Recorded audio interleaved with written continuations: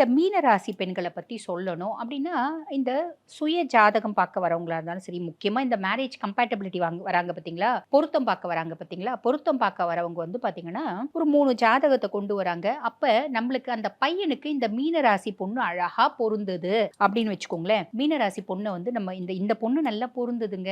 இந்த பொண்ணு அழகாவும் இருக்கும். ஏன்னா சுக்கிரன் உச்சமடையக்கூடிய ராசி மீன ராசி. அதுக்கும் மேல குருனோட ஆதிக்கம் பெற்ற ராசி மீன ராசி. மோட்ச ராசி அப்படின்னு நெறைய நம்ம அத பத்தி சொல்லலாம். அந்த ஜாதகத்த எடுத்து குடுத்தோம் அப்படின்னு வச்சுக்கோங்களேன், நெறைய அம்மாக்கள் சொல்றது உண்டு. "ஐய்யய்யோ! வேணாங்க மேடம். இந்த பொண்ணு மீன ராசி." "சரிம்மா, இதனால என்ன? ஏன் வேணான்றீங்க?" "இல்ல மேடம். இது எங்க புள்ள ரூ. 1,00,000 சம்பாரிச்சாலும் ரூ. 1,00,000 செலவு பண்ணிடும். ரூ. 20,000 சம்பாரிச்சாலும் 20,000 செலவு பண்ணிடும். அதுக்கும் மேல இந்த மீன ராசி பொண்ணுங்கலாம் செம்ம உஷாரா இருப்பாங்களாம். என்ன பண்றாங்கன்னே வெளிய தெரியாதா? சாதுரியமா இருப்பாங்களாம்." அப்படின்லாம் சொல்லுவாங்க. இதெல்லாம் உண்மதானா?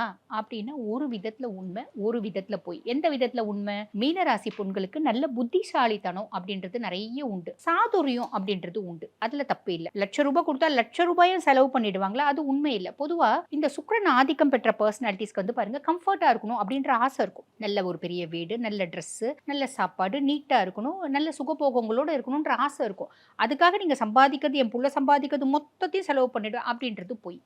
அந்த சாதுரியமும் வந்து பார்த்தீங்கன்னா, தன் குடும்பத்த காப்பாத்துறதுக்காக இருக்குமே தவிர, அந்த சாதுரியம் கணவன் வீட்ட கெடுக்கிறதுக்காக, கணவன கெடுக்கிறதுக்காக இருக்கவே இருக்காது. இன்ஃபாக்ட் அவங்களுக்கு யாரையும் கெடுக்க தெரியாது அப்படின்னும் சொல்லலாம். பாரம்பரியமான KTV true value ground oil.